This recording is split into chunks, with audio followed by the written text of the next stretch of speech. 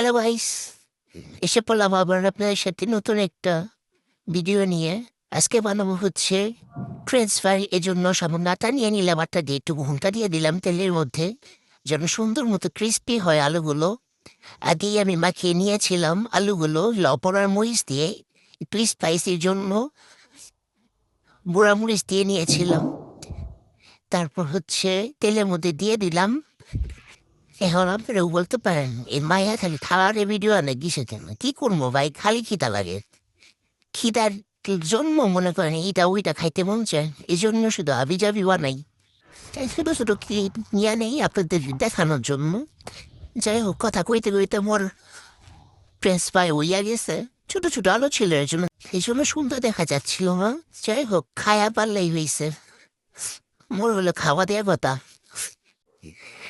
এইটুকুতে মোর হইতো না। এর লেগে আরো একটা লয়ে রইলাম, আবার গুড়ি দিয়ে দিলাম। এবার আবার গুণটা দিলাম, গুণটা দিয়ে আলুগুলা ছেড়ে দিলাম। তেলের দাম মনে হয় আমি বাড়াই।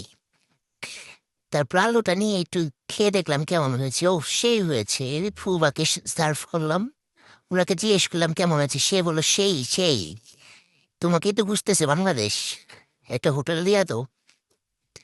পরে ময়ও নিয়ে খাইয়া দেখলাম কেমন লাগে।